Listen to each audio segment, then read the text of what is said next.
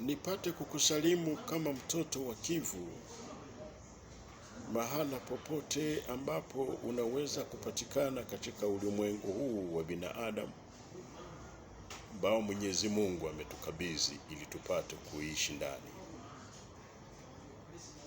Nasema mtoto wa Kivu, wa kiume na kike, mzee pamoja na kijana, mahala popote ulipo, pokea heshima hizi na salamu hizi ambazo zinakufikia kupitia mtindo huu wa matangazo na mawasiliano, ikiwa ni uchambuzi wa masuala ya siasa ya nchi ya Kongo, hasa majimbo haya ambayo nimetaja hapo juu, pamoja na zile nchi za maziwa makubwa,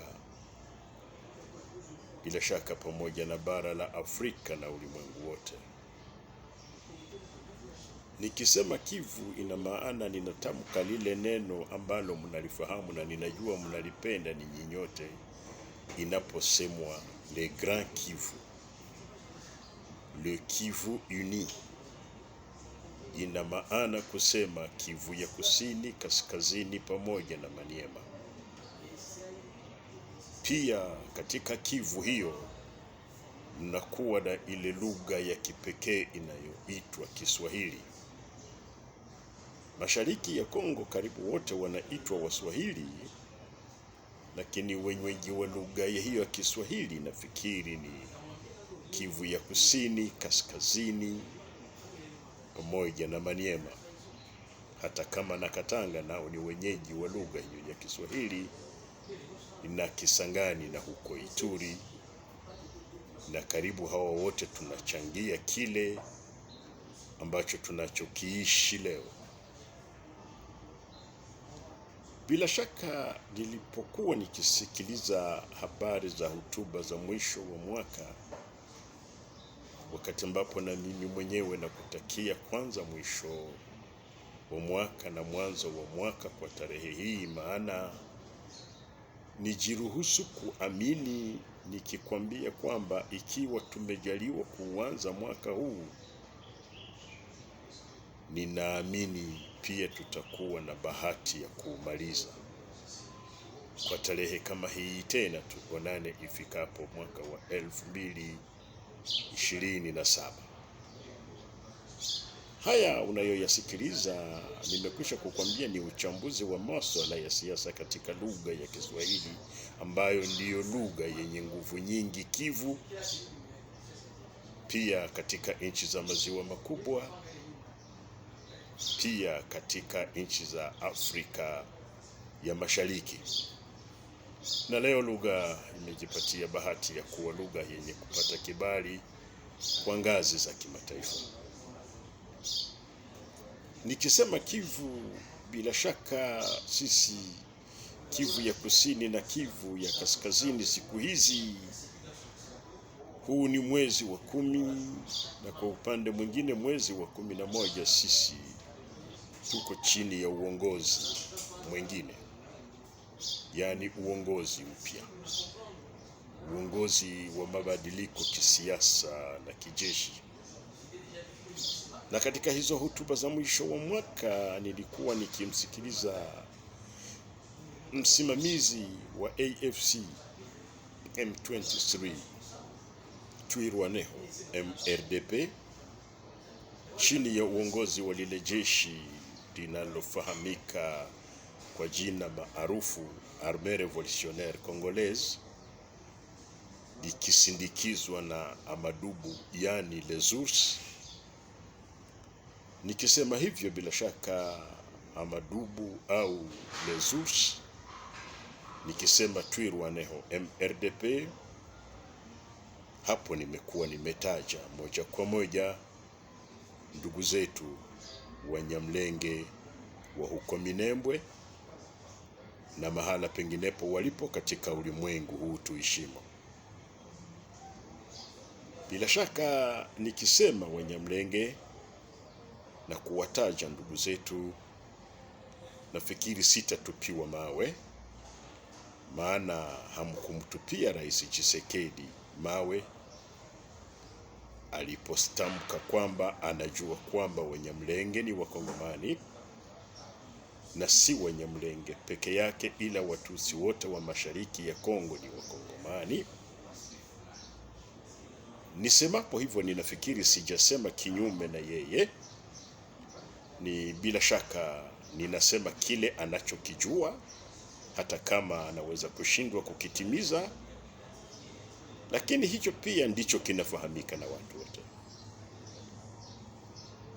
Halafu hotuba hiyo niyo nisikiliza ya Bwana Corneille Nangaa akizungukwa na wingi wa wanamemba wa chama chake katika makao yao makuu hapo Goma.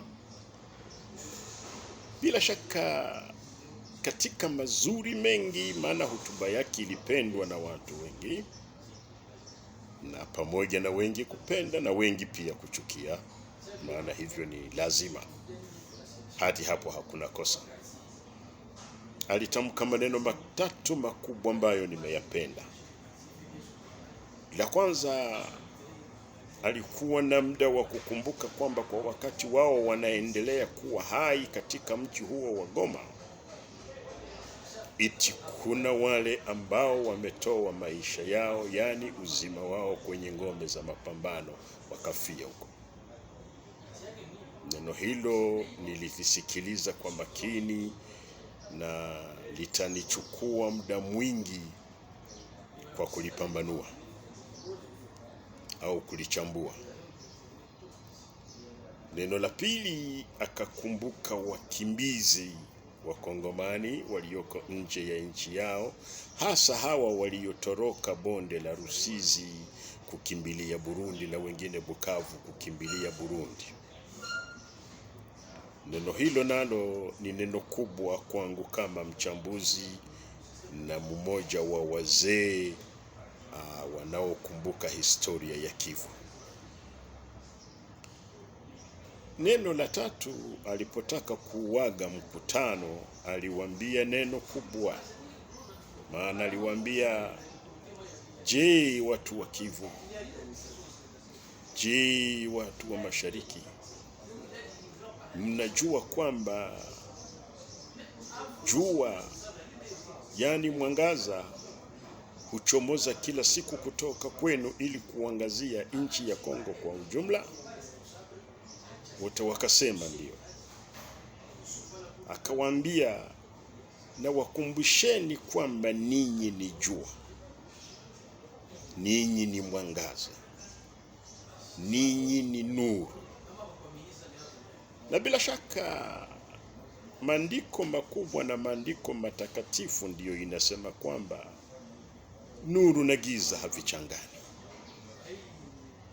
Maneno hayo matatu, msikilizaji na mtazamaji wangu, nitakuwa nikiyachokonoa na kujaribu kupambanua kila neno moja kwa moja. Lakini pamoja na hayo, kukumbuka wakimbizi na kukumbuka waliofariki, labda na mimi nijiunge na watu wa Masisi ambao katika siku hizi za magharibi ya Kongo wanapokuwa katika sherehe za kupiga dense na kusakata rumba na kufurahi furaha zote zile walizonazo. Huko Masisi, serikali ya Kinshasa inaendelea kuvugumiza makombora kwa wananchi.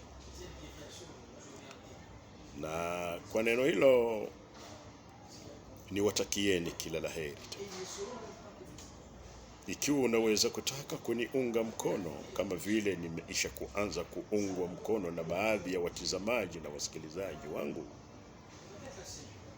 katika upambanuzi wa maneno hayo, labda nipate kuwasalimu watu wa bonde la Rusizi na watu wa milima mifupi na milima mirefu ya huko Fizi, Itombwe,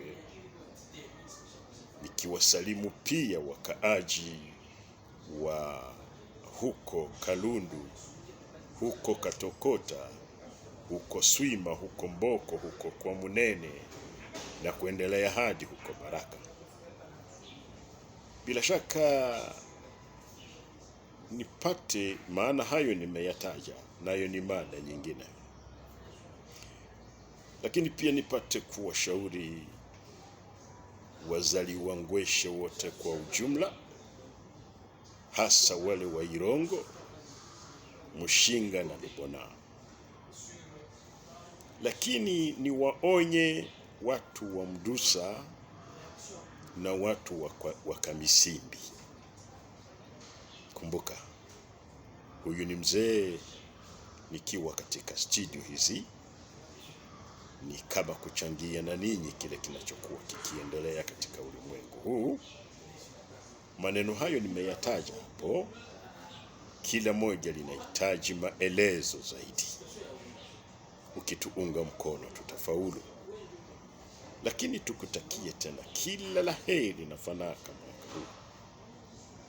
Unajua, nilishiriki kanisa moja wapo hapa katika mji wa Bukavu, nikaona imeandikwa ndani ya kanisa hilo kwamba ni kanisa la mabadiliko, Transformation Church. Na kutakia mabadiliko mwaka huu, hasa mkaaji wa Bukavu, mkaaji wa Goma, hasa kila Mswahili, hasa kila mtoto wa Kivu, mke kwa mume, wote na watakia mabadiliko. Na mabadiliko huja kwa njia ya kuelewa kile kinachokuwa kikiendelea. Kila laheri.